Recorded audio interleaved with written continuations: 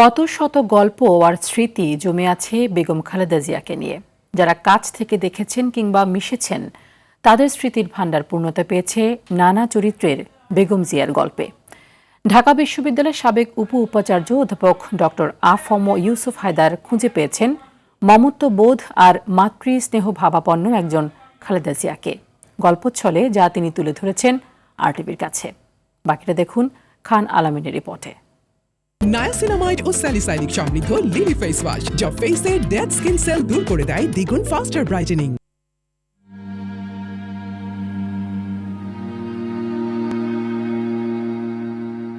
চলে যাওয়া মানে প্রস্থান নয়। মহিষীর প্রস্থান হলে তার না থাকা জুড়ে বেশি কিছু থেকে যায়। বেগম খালেদা জিয়া কত কিছুই না রেখে গেছেন, সেই গল্পের ভাণ্ডার যে ফুরুবার নয়। কত দিকে পূর্ণতা মেলে একজন মানুষের।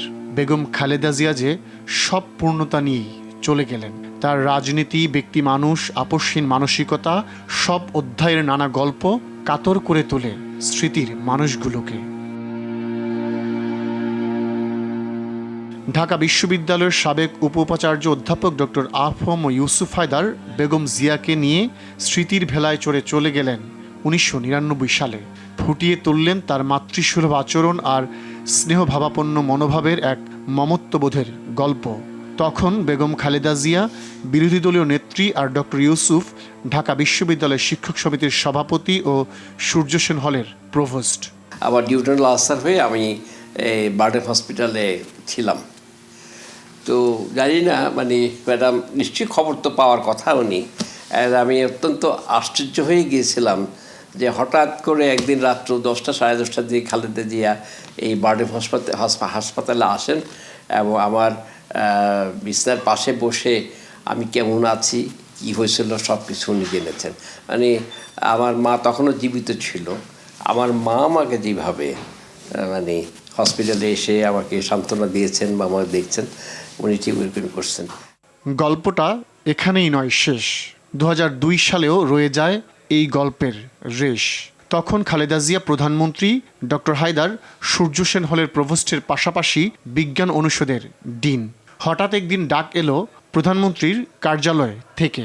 সাক্ষাতের শুরুতেই বেগম জিয়া ফিরে গেলেন সেই 1999 সালে।